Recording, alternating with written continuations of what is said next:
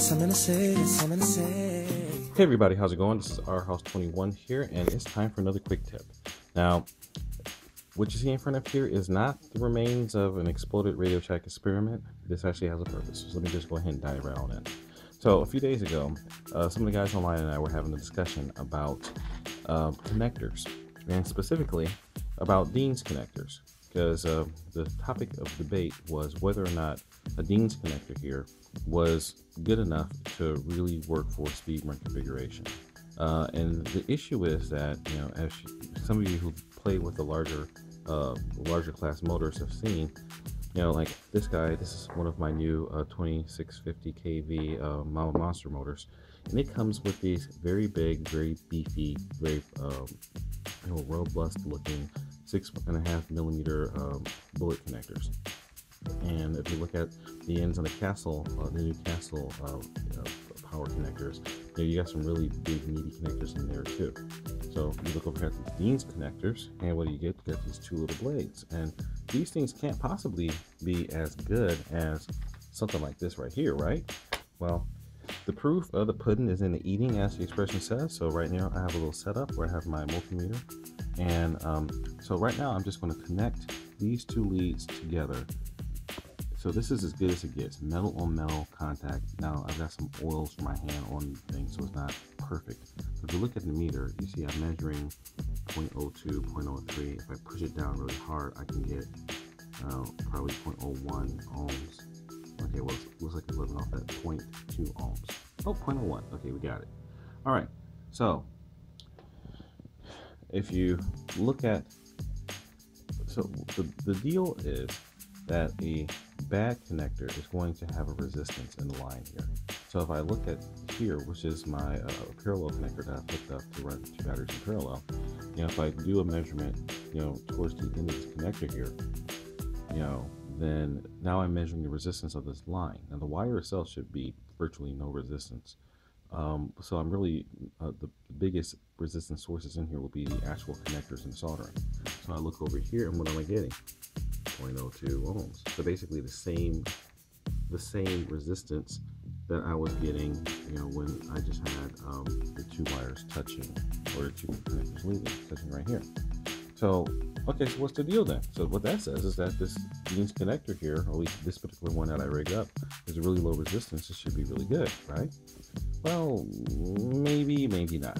So what the problem that happens with these things is, and I think where a lot of guys get in trouble, is electric connections are really only as good as the physical connection themselves. So if you look at the Dean's connector here, you've got, you know, the little blades here.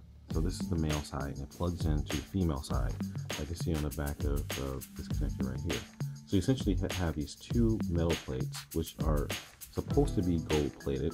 You know, you can see the kind of gold color here. So you have these two plates sitting, basically sliding side by side against each other. And in a perfect world, that will make a really good electrical connection, and then that will you know, flow electricity very well. The problem is, especially with these types of connectors, is that, you know, we don't live in a perfect world. You see, it's got this little spring hooked up to it here. So once it gets inside, that helps to push it to keep a nice flat contact. The problem is, you know, you got a big wire here, so that's actually torquing things around. And let's be real, where do we run these things? We run them in dirt, we run them in crud, we run them in really poor conditions.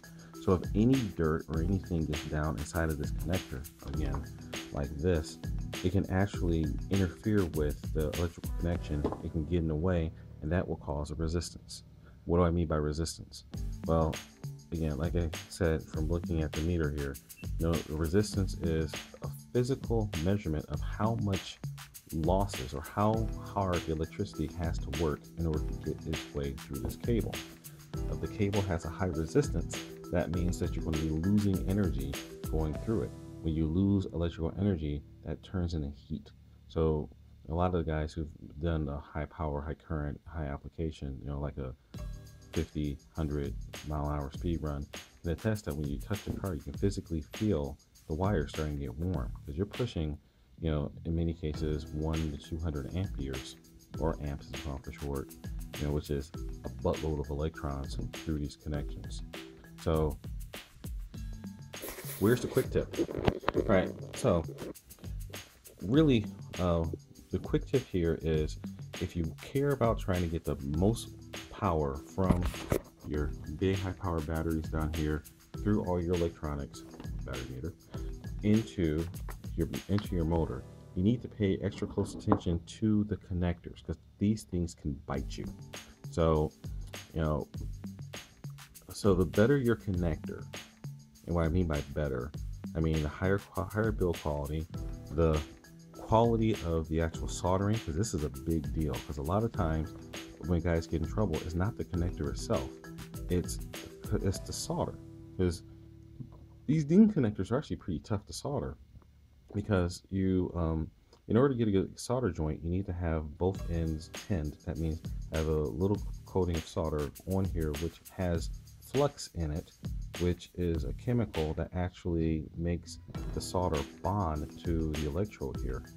And if you don't have both sides of the connection, meaning the actual wire and the connector tinned properly, you will get a little resistance in this connection. It won't bond well.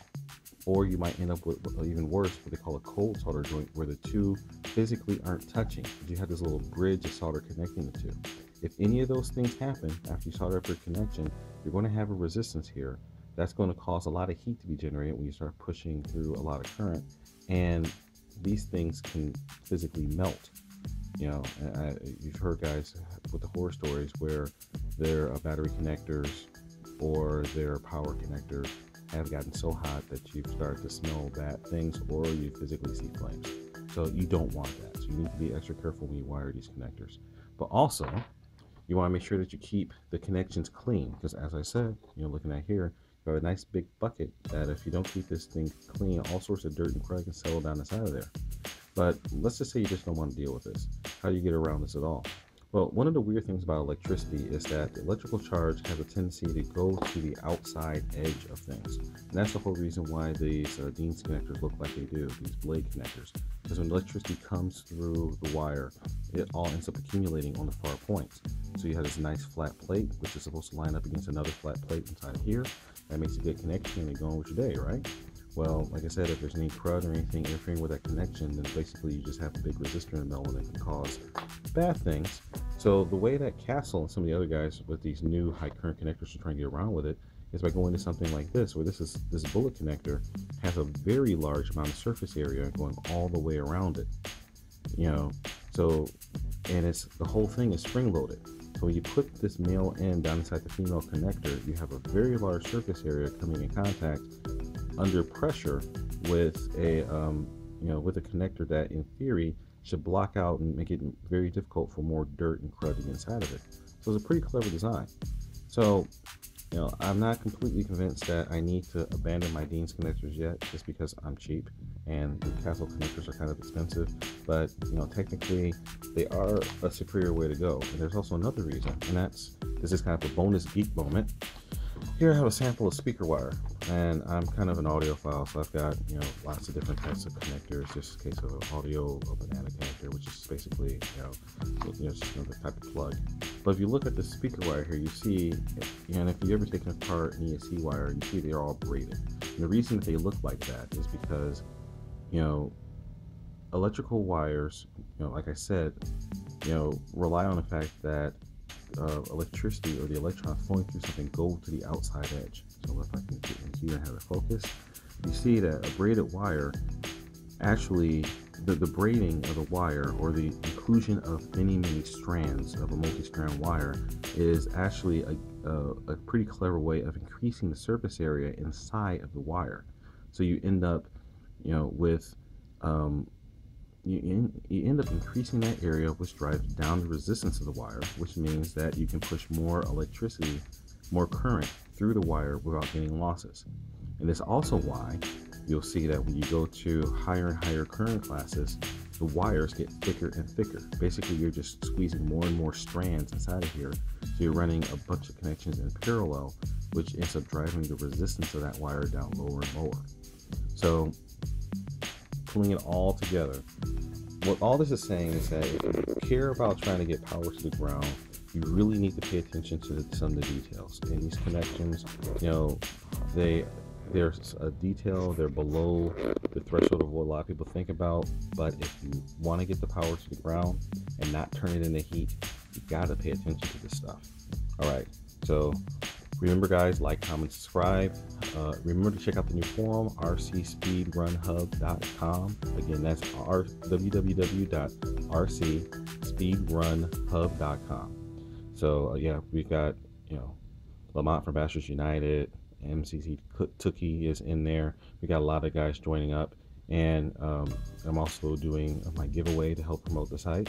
So check it out, and don't forget to also check out my new Facebook page as well. And I've got a link to it in the previous video.